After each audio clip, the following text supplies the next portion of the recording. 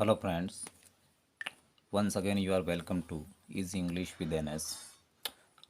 Today we are going to study past continuous tense. आज हम past continuous tense के बारे में पढ़ेंगे। सबसे पहले हिंदी में पहचान। हिंदी के वाक्यों के अंत में रहा था, रही थी, रहे थे आदि आते हैं। ये हिंदी की पहचान है। वाक्य के पीछे थे, था, थी मिलेगा आपको और कंटिन्यूटी होती है, यानी यदि कोई काम जारी रहता है। हिंदी के वाक्यों के अंत में रहा था, रही थी, रहे थे आदि आते हैं। फिर ये देखो, ये टेंस दर्शाता है कि कोई कार्य भूतकाल में जारी था अर्थात चल रहा था। यह सबसे बड़ी पहचान होती है। ये टेंस दर्शाता है कि कोई काम भूतकाल में जारी था अर्थात चल रहा था, यानी वे गा रहा था, वे सो रहा था, वे पी रहा था, जो भी हो। फिर इस टेंस का बेसिक नॉलेज देखते हैं। इस टेंस में मेन वर्ब की फर्स्ट फॉर्म के पीछे आईएनजी लगता है, यानी प्रेजेंट पार्टिसिपल फॉर्म का प्रयोग होता है। इस टेंस की हेल्पिंग वर्ब्स यानी सहायक क्रियाएं वोज और वर होती है। वोज का प्रयोग मैंने आपको पहले भी बताया दोस्तों, जिस वर्ब के पीछे एस होता है वो एक वचन होती है, सिंगुलर। वोज का प्रयोग आई, ही, शी, इट और एक वचन कर्ताओं के साथ होता है। वोज का प्रयोग आई, ही, शी, इट और एक वचन यानी सिंगुलर सब्जेक्ट्स के साथ होता है। वर का प्रयोग यू, दे, वी और प्लूरल सब्जेक्ट्स यानी बहुवचन कर्ताओं के साथ होता है। जिस वर्ब के पीछे एस होता है वो सिंगुलर होती है, जिस वर्ब के पीछे एस नहीं होता है वो प्लूरल होती है, ध्यान रखना। फिर देखते हैं सिंपल सेंटेंसेज यानी साधारण वाक्य कैसे बनाते हैं। इसका पैटर्न है, ये पैटर्न है। सबसे पहले सब्जेक्ट, फिर हेल्पिंग वर्ब यानी वोज या वर, फिर मेन वर्ब आईएनजी के साथ और फिर आएगा ऑब्जेक्ट। इस सब्जेक्ट के अनुसार हेल्पिंग वर्ब्स आएगी। यदि सिंगुलर सब्जेक्ट है तो वोज का प्रयोग होगा एस वाले का, यदि प्लूरल सब्जेक्ट है तो वर का प्रयोग होगा। पहला ये वाक्य है, मैं उस समय अपना पाठ याद कर रहा था। इसकी इंग्लिश बनाते हैं दोस्तों। तो सबसे पहले सब्जेक्ट लिखते हैं। सब्जेक्ट वाक्य में काम करने वाला होता है। इस वाक्य में काम करने वाला मैं है, तो मैं को इंग्लिश में बोलते हैं आई। फिर आई के अनुसार हेल्पिंग वर्ब लगाएंगे। आई यानी मैं, ये सिंगुलर है तो इसके साथ वो जाएगा, वॉज। फिर लगाएंगे नंबर 3 पर मेन वर्ब। मेन वर्ब यानी वाक्य में जो काम होता है, काम हो रहा है याद करने का, याद करना को लर्न बोलते हैं। लर्न को की प्रेजेंट पार्टिसिपल होती है लर्निंग। आई वॉज लर्निंग, मैं उस समय अपना पाठ याद कर रहा था। अब अपना ये मैं से संबंधित है तो आई का पजेसिव होता है माई, संबंध कारक। आई वॉज लर्निंग, क्या याद कर रहा था? पाठ। पाठ को इंग्लिश में बोलते हैं lesson. I was learning my lesson. फिर इसके बाद पीछे बचा उस समय। उस समय को इंग्लिश में बोलते हैं दैट टाइम, जो इस टेंस की पहचान होती है। ये पीछे आता है दोस्तों। बताने का ये मकसद है कि आप इस उस समय को पहले प्रयोग में, उस समय का प्रयोग पहले ना करें, क्योंकि ये एडवर्ब्स है, ये वाक्य के बाद में प्रयोग होती है। फिर ये वाक्य है, फिर ये सेंटेंस है, तुम इन दिनों अजमेर में रह रहे थे। इस वाक्य की इंग्लिश बनाएंगे तो सबसे पहले सब्जेक्ट, सब्जेक्ट करता यानी काम करने वाला, तुम है रहने वाला, यू। इसके बाद हेल्पिंग वर्ब का प्रयोग करेंगे। प्लूरल सब्जेक्ट है तो वर्ब का प्रयोग होगा। फिर लगाएंगे मेन वर्ब। मेन वर्ब है, वाक्य के पीछे देखें रहना, लिव। लिव की हो जाएगी लिविंग, पीछे के ई को हटा देंगे, यू वर लिविंग। अजमेर में ये प्रीपोजिशन है तो मैं को इन बोलते हैं, यू वर लिविंग इन। फिर कहाँ रह रहे थे, वो ऑब्जेक्ट हो जाता है, you were living in Ajmer. You were living in Ajmer उन दिनों, तो उसको इंग्लिश में बोलते हैं दोज डेज। ये एडवर्ब्स होते हैं, ये वाक्य के अंत में लिखे जाते हैं, दोज डेज। ये सेंटेंस बन गया दोस्तों। फिर इसके बाद में देखते हैं निगेटिव सेंटेंस यानी नकारात्मक वाक्य। नकारात्मक वाक्य कैसे बनते हैं? सबसे पहले सब्जेक्ट, फिर वोज या वर, फिर नॉट, फिर मेन वर्ब आईएनजी के साथ और फिर ऑब्जेक्ट। तो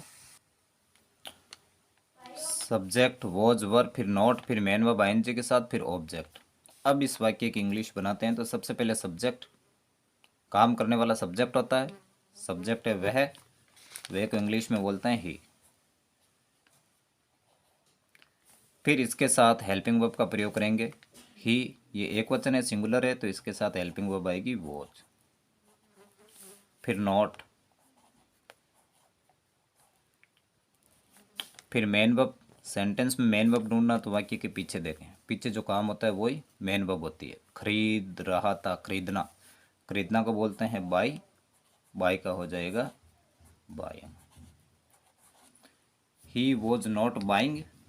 फिर आएगा ऑब्जेक्ट, ऑब्जेक्ट क्या है इस वाक्य में, पुस्तक, ये सिंगुलर नंबर है, तो ए बुक, यानी पुस्तक एक है और काउंटेबल नाउन है तो ए बुक, वह पुस्तक नहीं खरीद रहा था। फिर ये वाक्य है राधा अपनी गाय नहीं दूह रही थी, राधा अपनी गाय नहीं दूह रही थी, तो इस वाक्य में सब्जेक्ट क्या है, काम करने वाली राधा, ये राधा। फिर इसके साथ हेल्पिंग वर्ब आएगी वॉज, क्योंकि राधा सिंगुलर है, वॉज। फिर नॉट, फिर मेन वर्ब ढूंढना है, तो सेंटेंस के पीछे देखें, दूहना, दूहना को इंग्लिश में बोलते हैं मिल्क, मिल्क का हो जाएगा milking. Radha was not milking. फिर है अपनी गाय ऑब्जेक्ट, तो अपनी है तो राधा की है, हर काउ, राधा अपनी गाय नहीं दूह रही थी, Radha was not milking her cow. एक नंबर पर सब्जेक्ट लगाएंगे राधा। फिर हेल्पिंग वर्ब, राधा एक है तो वॉज, फिर नेगेटिव सेंटेंस है तो नॉट, फिर मेन वर्ब, मेन वर्ब काम है दूना। फिर अब राधा अपनी, ये राधा की खुद की गाय है, तो राधा का पजेसिव होता है हर, ये काउ, पीछे फुल स्टॉप। फिर आते हैं दोस्तों इंटेरोगेटिव सेंटेंसेज, यानी प्रश्नवाचक वाक्य जो हेल्पिंग वर्ब से बनते हैं। मैंने आपको पहले भी बताया कि इंटेरोगेटिव सेंटेंस दो प्रकार के होते हैं। पहला सेंटेंस इंटेरोगेटिव हम बनाते हैं वो हेल्पिंग वर्ब से प्रारंभ होते हैं। वो हेल्पिंग वर्ब लगती है सब्जेक्ट के अनुसार, यदि सब्जेक्ट सिंगुलर हो तो वॉज का प्रयोग करेंगे, यदि सब्जेक्ट प्लूरल हो तो वर का प्रयोग करेंगे। फिर सब्जेक्ट, फिर मेन वर्ब आईएनजी के साथ और ऑब्जेक्ट। ये सेंटेंस है जैसे क्या वह उस समय दौड़ रहा था। अब इस वाक्य में हेल्पिंग वर्ब का प्रयोग करेंगे तो वो सब्जेक्ट के अनुसार करेंगे। सब्जेक्ट क्या है इस वाक्य में, वह एक वचन है यानी सिंगुलर सब्जेक्ट है, तो हेल्पिंग वर्ब आएगी वॉच। फिर सब्जेक्ट, सब्जेक्ट वह है। फिर लगाएंगे मेन वर्ब, मेन वर्ब है दौड़ना, दौड़ना की स्पेलिंग होती है रन। इसमें नियम लगता है दोस्तों, यदि किसी वर्ब के पीछे एक कॉन्सोनेंट हो और उससे पहले एक वोवल हो, उसकी प्रेजेंट पार्टिसिपल फॉर्म बनानी है, यानी उसके पीछे आईएनजी लगाना है, तो पीछे के अक्षर को डबल करके आईएनजी लगाते हैं। Was he running. फिर पीछे क्या बच्चा, उस समय, उस समय को इंग्लिश में बोलते हैं दैट टाइम, दैट टाइम, और पीछे ये साइन ऑफ इंटरोगेशन। इसके बाद में ये सेंटेंस है दोस्तों, क्या तुम कल इस समय पढ़ाई कर रहे थे। तो इस सेंटेंस की इंग्लिश बनाएंगे तो सबसे पहले हेल्पिंग वर्ब का प्रयोग करेंगे, वो हम करेंगे सब्जेक्ट के अनुसार। सब्जेक्ट तुम है, प्लूरल है, तो यहाँ पर हेल्पिंग वर्ब आएगी वर। फिर सब्जेक्ट यू, ये इसी सब्जेक्ट के अनुसार ये हेल्पिंग वर्ब का प्रयोग होता है। ये प्लूरल है तो यहाँ पर वर आएगा, वर यू। फिर 3 नंबर पर आएगी मेन वर्ब, मेन वर्ब है पीछे देखो, पढ़ाई कर रहे थे, पढ़ाई करना, पढ़ाई करना को बोलते हैं स्टडी। फिर इस स्टडी को स्टडिंग बना लेंगे, वर यू स्टडिंग। फिर पीछे क्या, क्या तुम कल इस समय, कल को बोलते हैं येस्टरडे।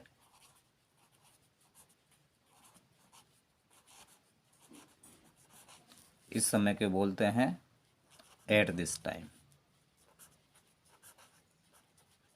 Eight this time.